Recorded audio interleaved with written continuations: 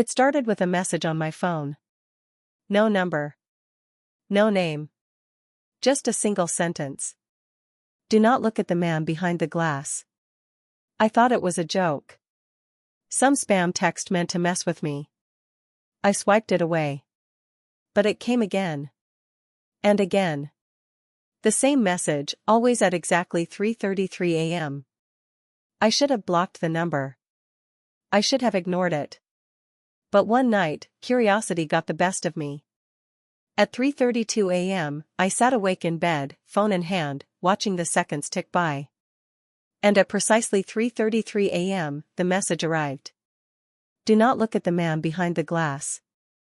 And then, something new. He sees you now. My stomach twisted. The air in my room felt heavy, like the pressure had changed. I turned my phone over, refusing to look at it.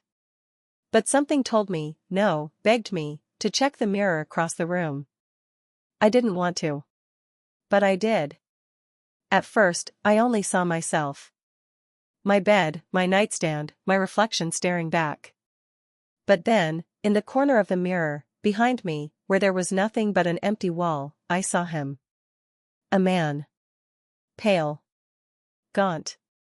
His skin stretched too tightly over his skull. His eyes were open too wide, and his lips curled into a smile that didn't belong on a human face.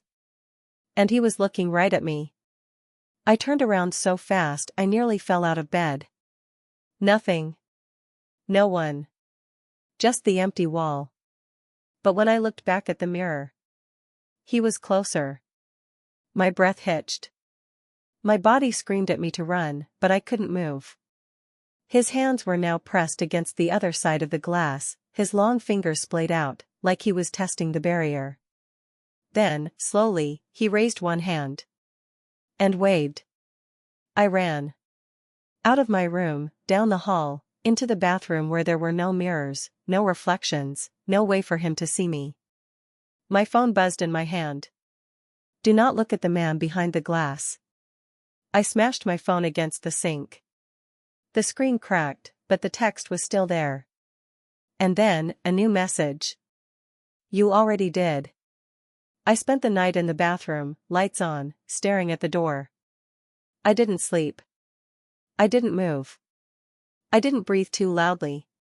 When the sun finally rose, I crawled out, expecting him to be there. But he wasn't. The mirror in my room reflected only what it should.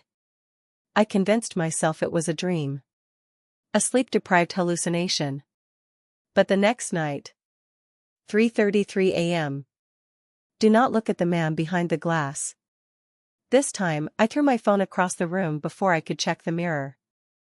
I squeezed my eyes shut, buried my face in my pillow, and refused to move. Hours passed before I dared to check. Nothing. The next night, I covered my mirror. The night after that, I removed it completely. Still, the texts came.